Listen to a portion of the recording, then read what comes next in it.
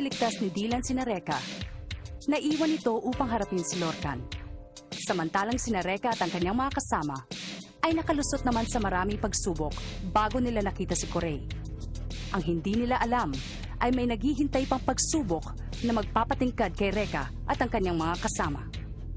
Gray, huwag ka masyadong mayabang. Hindi mo pa ako kilala ng husto. Ako si Reka Hanabishi, ang siyang tatalo sa'yo! Ang 5 talim ng Kogan Anki.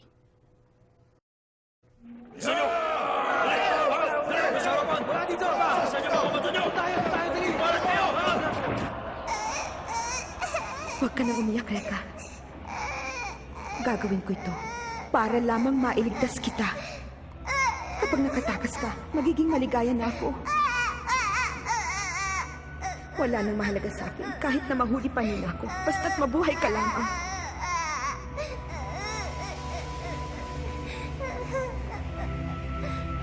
Magpatuloy ka.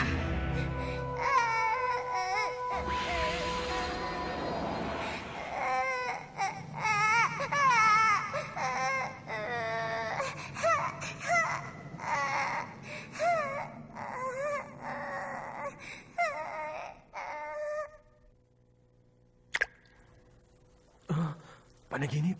Panaginip lang pala.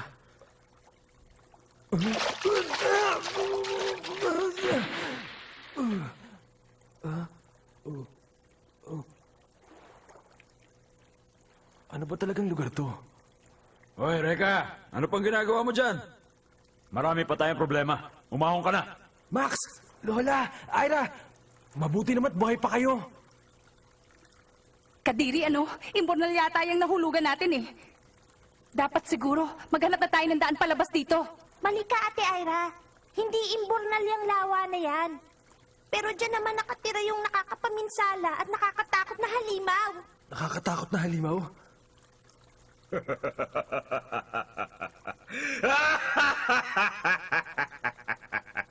May mga bagong bisita pala ako.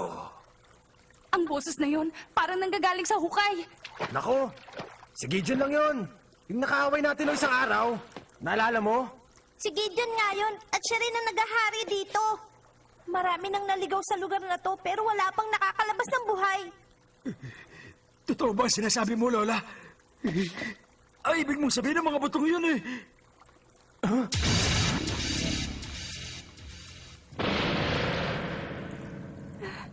Patawarin niyo po ako sa mga kasalanan ko.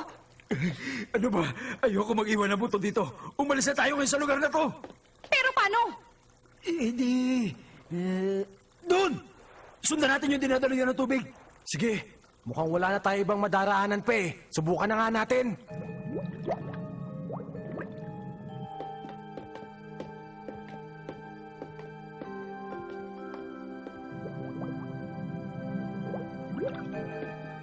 Ha? May gumagalaw sa tubig. Anong sabi mo, Lola? Ano yan?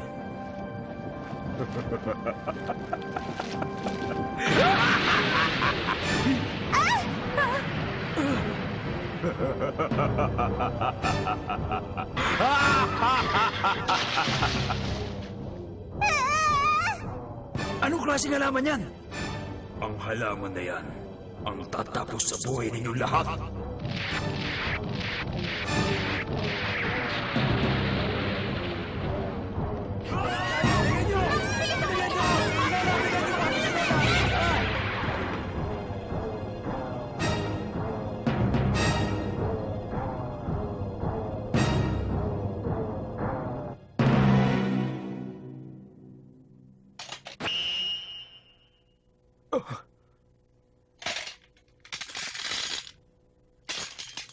Ano yan? Ikalawang talim ng Kogan Anki. Rio! Double Caesar! Kakaiba. Ang sandata niya. Medyo matagal pag nagpalit ako mula sa isang sandata papunta pa sa isa. Pero sulit naman dahil dito pa lang tapos ka na. Ngayon, lipad!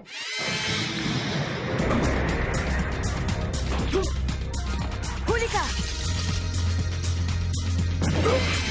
Matinik siya.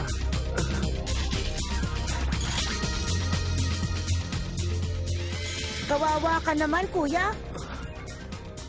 Hindi ka obra sa akin. Simple pa nga lang yung ginawa kong pagsugod nahuli na agad kita. Sorry ka na lang. Dahil hindi kita bubuhayin. I'll show you! Ngayon na!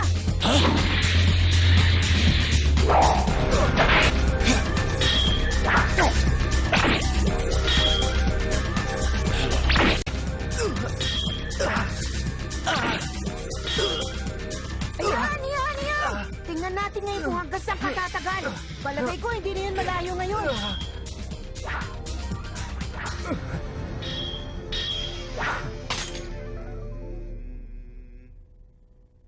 Ha?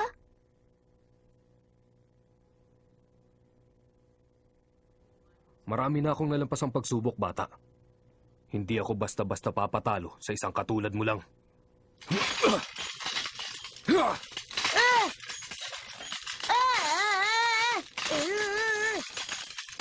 Ako naman! Anong... Nakakapagod ba? Hambog! Ha!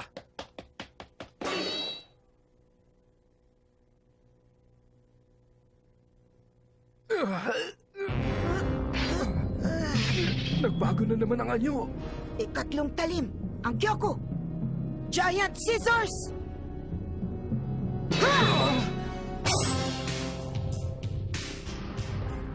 Hindi siya ordinaryong bata lang. May taglay siyang pambihirang lakas. At habang nasa kamay niya ang sandatang yan, mahirap siyang talunin. Kailangan kong makaisip ng paraan para maisang ko siya. Natulala ka! Pulutin mo na espada! Hihintayin kita! Oh, mayabang talaga. Pero bata pa rin siya kung kumilos. Ang kaibahan lamang ay may taglay siyang kapangyarihan. Sige na nga, ipapaliwanag ko sa'yo. Maraming hugis ng talim ang kayang gawin ng sandata ko. Sa ngayon, 3 na ang naipakita ko sa'yo. Yung unang talim ang tawag, Kiba. Yung ikalawang talim, Ryu. At ikatlo, Kyoko. Marami pang pwedeng gawin tong sandata ko, pero sa palagay mo ba, tatagal ka hanggang sa huling talim?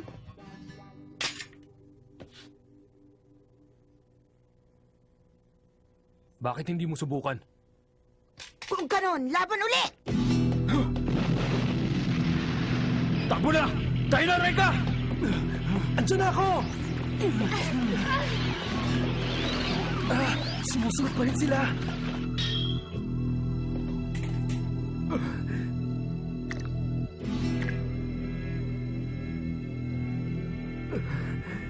Wala nang silbi kahit na gamitin ko pa ang Itsui. Naiilagan lang niya ang aking mga tira. Hindi pwedeng mangyari ito. Nang magharap kami ni Reka, nagawa kong saktan siya ng gusto.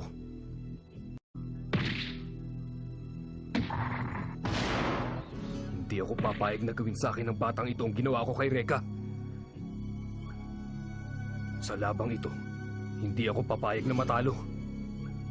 Hindi ako papatalo sa'yo! Nakakaaliw kang kalaban, kuya. Pero kailangan ko nang tapusin ang labang ito. Ika-4 na talim ni Kazuki! Boomerang!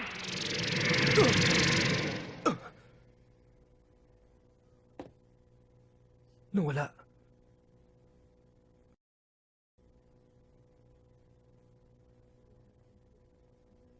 Nararamdaman ko pa rin siya.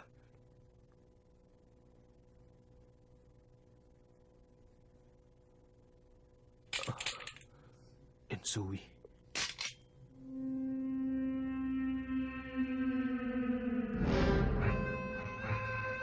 Ika-5 talim ng Kugan Anki. Ang An. O Panak.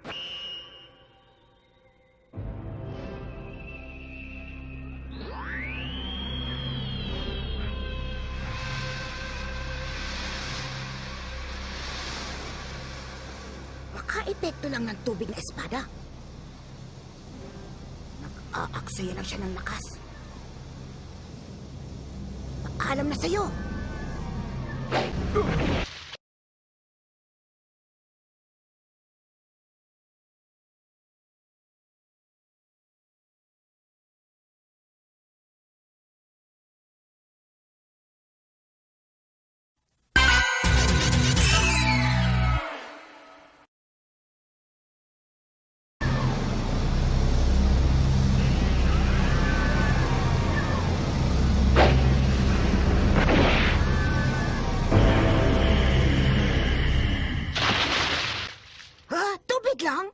tumpak.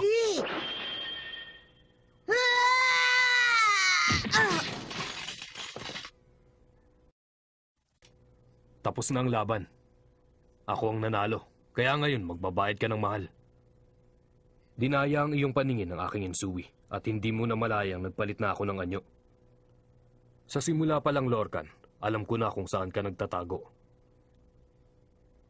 Pero maswerte ka pa rin dahil hindi ako masamang tao. Bubuhayin muna kita sa ngayon.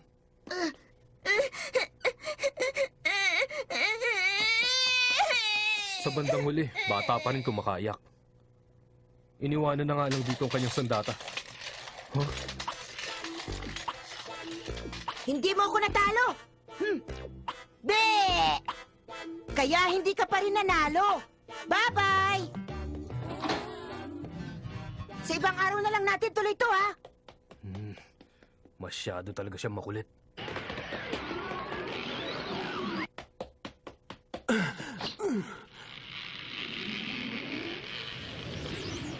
Flame power!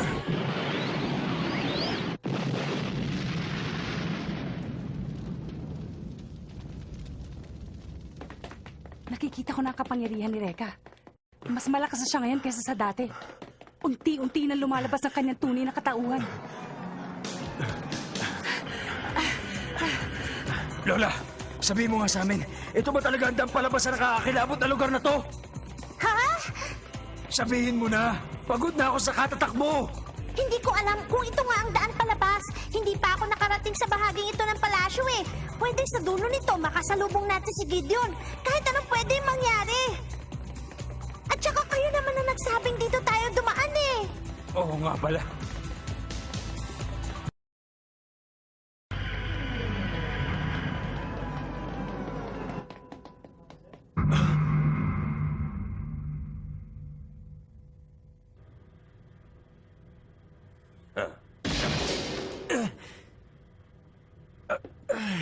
Ang liwanag naman dito. Wala na akong makita sa sobrang liwanag.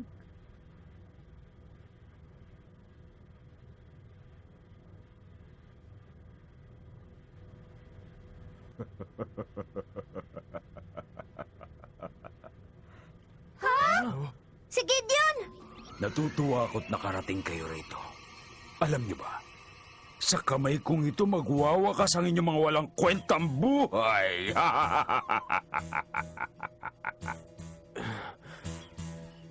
Wala na akong pakialam kahit na ano pa ang inyong kasarian. Babae man o lalaki. Lalo na ang babae. Wawasakin ko ang sinumang sagabal sa aming mga hangarin. Halimaw ka talaga! Lola, kakampi ka na pala nila. Matagal na panahon na rin naman bago ka nagkaroon ng mga kaibigang mahihingan mo ng tulong. Hindi ko sila kinaibigan para lang gamitin at protektahan ako! Matagal-tagal na rin. Hindi ako nakakahawak ng mga tulad ninyo. Uunti-untiin ko ang pagwasak para naman maging sulit ang pagpunta ninyo rito.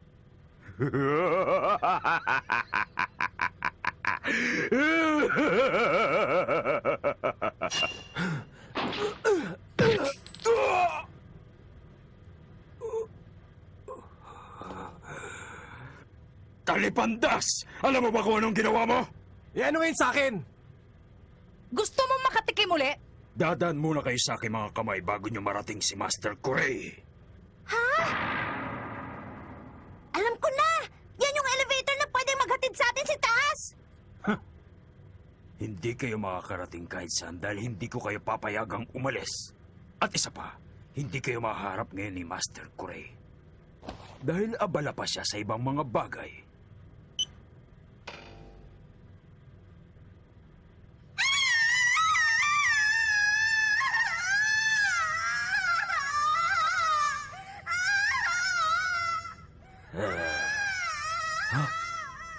Di ba boses ni Ana yun? Prinsesa! Ano sa palagay niyo? Magandang pakinggan? Ini-eksperimentuhan nila ang kanyang katawan gamit ang ilang kable at malakas na kuryente. Over her tender body. Cool Kore really wants to expose her true powers. He'll do all kinds of things to her. Ooh, I want to be part of it too. That soft, white skin. How I'd love to...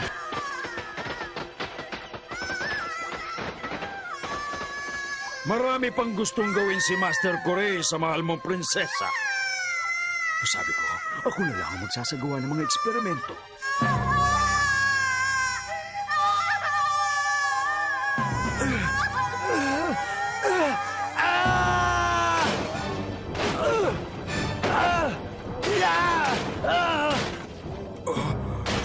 Anong ginagawa mo?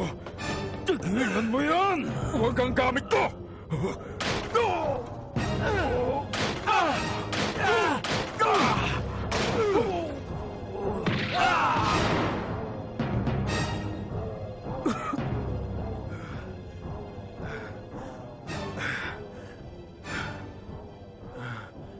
Reka, nasisiraan ka na ba ng bayit?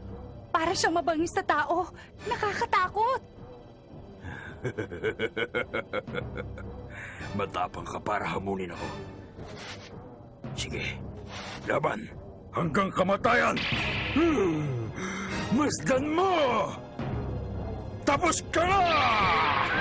Hindi kita mapapatawad!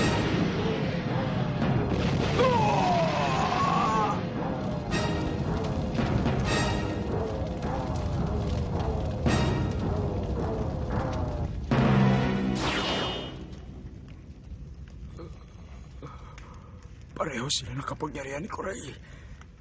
Hindi ko na makayanan ang apoy sa aking katawan.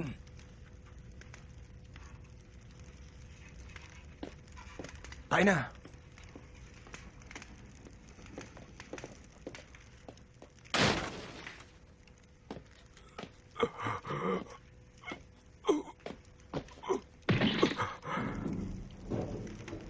Mga sandali lang.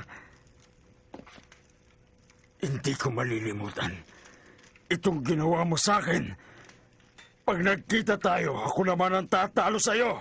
Pagbubuhusan ko ng panahon ng pag-iisip na magandang paraan upang makabawi ako sa mga ginawa mo sa akin. Tandaan mo, hindi pa ito ang huli nating pagkikita.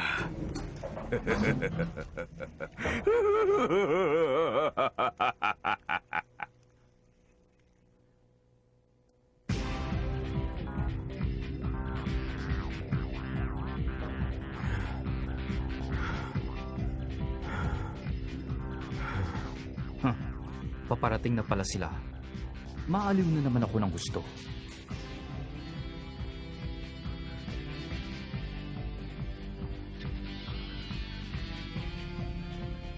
Master Gray, si Reka at ang kanyang mga kasama ay papunta na dyan. Hindi pa po kami tapos sa mga eksperimentong sinasagawa namin. Magpatuloy kayo. Hindi kayo dapat maabala sa inyong mga ginagawa. Ako na ang bahala kina Reka. May inihanda akong espesyal para lamang sa kanya. At isa pa, kapag hawak na natin ang babae niyan, tiyak na ang ating tagumpay laban kay Reka. Opo, Master! Balitaan niyo na lamang ako kapag may linaw na ang inyong mga ginagawa. Handa ka na ba? Handang-handa na ako makipaglaban. Reka, pinahanga mo ako sa ginawa mo kay Gideon. Subalit isa lamang siyang ordinaryong alagad. Ako na ang tatapos sa'yo. Itong gantimpala mo!